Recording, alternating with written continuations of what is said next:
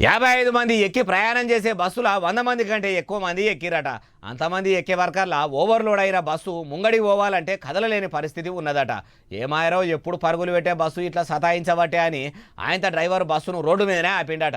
సూచనారులా నడి రోడ్డు మీద ఆగి ఉన్న ఈ బస్సునే 100 మంది కంటే ఎక్కువ మంది ఎక్కిరట. మంది కంటే ఎక్కువ ఉన్నారు సార్. నేను సైడ్ నాకు డోర్ కనబడతలేదు సార్. బస్సు నడపాలి సార్, చెప్పండి, మీరే చెప్పండి.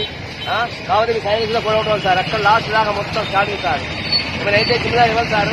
డ్రైవర్ ఆడతారు మీరు ఎవరైనా కానీ. ఎందుకు ఎక్కువ డ్రైవర్ అంటారు మరి. నేను ఎట్లా నడపాలి సార్ బస్సును? ఈ సైడ్ కనబడలేదు. 50 మంది కానీ 110 మంది ఉన్నారు సార్ బస్సులు. రైల్లో తీసి మొత్తం బియ్యం పెట్టండి. రైల్లో సీట్లో చూడండి, ఒక కాలు ఉందా? ఇంత కాలు లేదు సార్ బస్సు. నేను ఎట్లా నడపాలి సార్ బస్సులు? ఇన్నరా బిస్స దింపుకుంటా గేర్లు మార్చుకుంటా ఊళ్ళు దింపుకుంటూ వచ్చే ఆర్టీసీ డ్రైవర్ సార్ బాధ ఇది. మరి ఈ ప్రగతి చక్రం ఎక్కడిది అంటే ఇంకెక్కడిది. మార్పు తీసుకొస్తామన్న కాంగ్రెస్ సర్కారు ఏలుబడిలా మహిళలను ఫ్రీగా ఎక్కించుకొని పోతున్నదట. బస్సుల మంత్రి పొన్నం ప్రభాకర్ సార్ను చెప్పమంటే ఆర్టీసీ ఫ్రీ బస్సు ప్రయాణాలతోని మహిళలు మస్తు ఖుషీగా ఉన్నారు.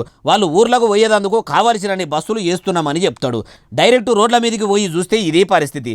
ఓ రవాణా మంత్రి పొన్నం ప్రభాకర్ గారు కావాల్సినన్ని బస్సులు లేక రాక వచ్చిన బస్సులనే ఎక్కువ మంది ఎక్కే వరకల్లా బస్సులు ఓవర్లోడ్ అవుతున్నాయట. ఆర్టీసీకి ఆమ్దాని అడగోలుగా వస్తున్నదని అప్పట్లో మస్తుగా చెప్తారు కదా సారు. మరి ఇన్కమ్ ఎక్కువ వస్తున్నప్పుడు బస్సులు కూడా ఎక్కువ వేపియాలే కదా, ఎందుకు చేస్తలేరు? ఇట్లా ఓవర్లోడ్తో పోతే ప్రయాణికుల పానాలతోని మీ ఆర్టీసీ వాళ్ళు ఆట ఆడుకున్నట్టే అవుతుంది కదా.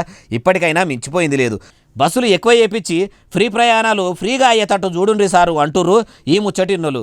ఇంతకు ఈ బస్సు ఎక్కడి నుంచి ఎడి దిక్కు పోతుంది అంటారా? కరీంనగర్ జిల్లాల నుంచి వరంగల్ దిక్కు పోతున్నదట.